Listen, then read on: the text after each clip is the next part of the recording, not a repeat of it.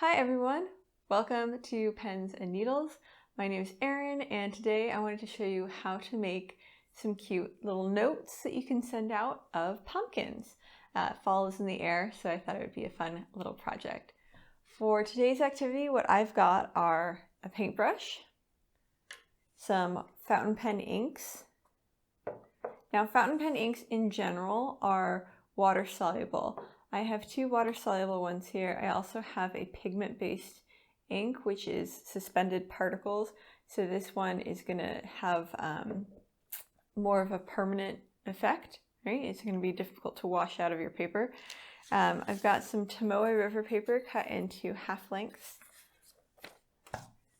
and I also have some watercolor paper, or you can find this as mixed media paper as well, as it's very similar, that I'm going to cut up into postcard sizes, and this is going to be able to withstand a lot more of the water that I'm putting on. So depending on how you like to work, you might want a thinner paper, you might want a thicker paper. Also, this can depend on what materials you have on hand. Art materials are expensive, so you've got to be creative in how you use them sometimes. All right, let's get to it. Here you can see all my materials lined up with the watercolor paper and the Tomoe River paper, which I cut in half. And I am using a blue tinted water to try to show better what I'm doing.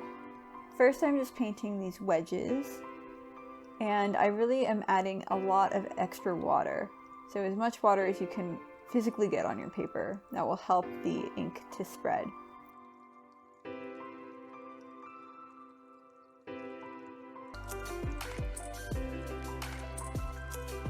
I'm using this ink syringe to pull up some of the copper noir ink, and then I just gently push out a few drops and it will start to spread. Now it might take some trial and error to get the spread that you want and the right amount of water for the paper that you're using. Now one of the reasons why the pumpkin on the lower left was orange already is that there were some pieces of ink crud from the cap of the copper noir bottle that had fallen onto the paper. If you don't want this to happen, you can just brush that off and it won't absorb the water and re-inkify itself. This time I'm going to be using the Kinmokusei ink in the eyedropper. The eyedropper is less precise than the ink syringe. And you can blend in a little bit by adding some water to spread out the ink to go where you want it to.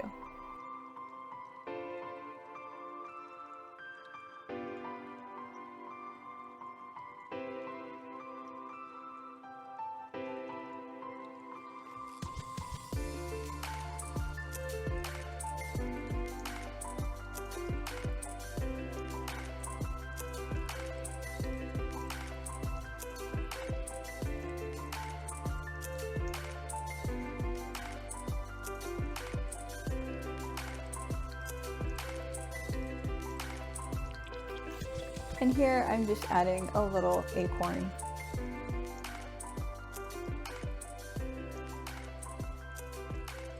Now after a little while, of course, I added some more shading and some leaves, and here's another watercolor page that I did. So have fun experimenting and trying out different amounts of ink and different shapes. Here I'm using the Tomoe River paper, so you can see crinkles a little bit from all of the water that's on it. But this also means that the ink spreads out a little bit more than on the watercolor paper. Just using the paintbrush to coax the ink to where I want it to go and create a little mini pumpkin. And if you make a mistake, like there was a little dot at the side of this pumpkin, you can just add an extra wedge.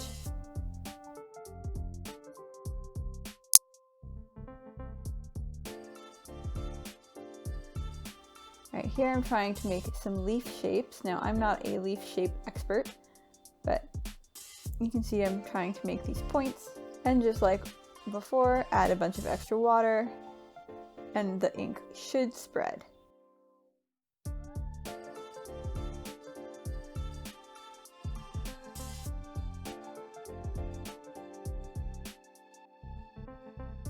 So you can see most of the time when I was painting, I could see what I was doing because I was right there, but it was just water, it was just clean water. So it was very difficult for me to show this on camera. You can see though that the splotches of copper noir that I just added aren't really spreading too far. They're staying within that watery area.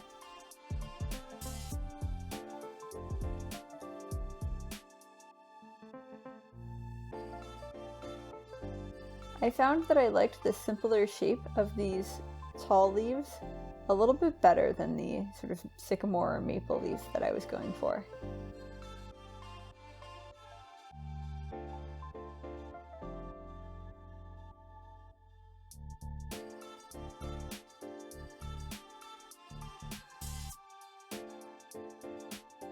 You can of course add more than one color to a single leaf, like I did on this leaf here.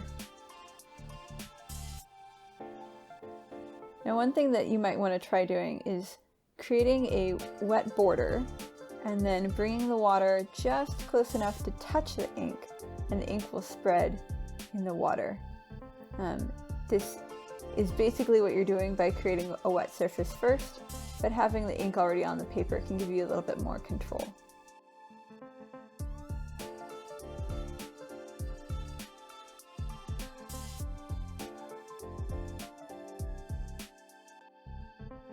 So for some of my leaves I left it a little more blotchy, for some of them I tried to smooth it in a little bit more.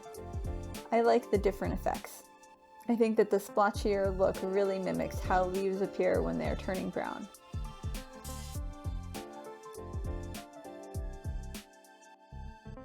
And you can also do words.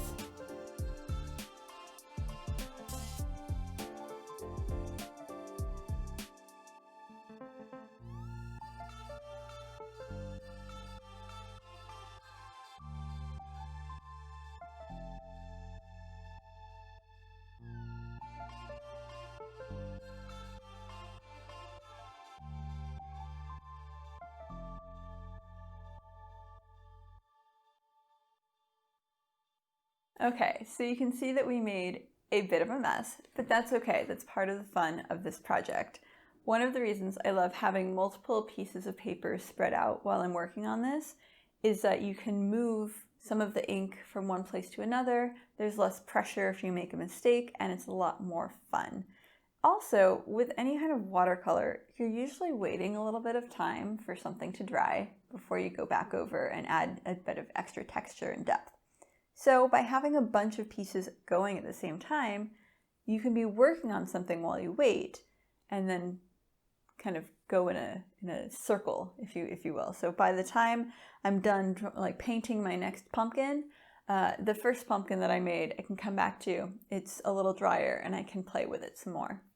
So I hope that you have fun trying this out. Again, you can use whatever materials you have on hand, but what I showed you here were some fountain pen inks and a paintbrush. I also am really excited about fall, so I've got another video showing you how to make these knitted pumpkins. So if you're interested in that, you should check out that video. If you don't know how to knit yet, don't worry, I also have a video that teaches you how to knit. All right, thanks so much for joining me, and I'll see you in my next video.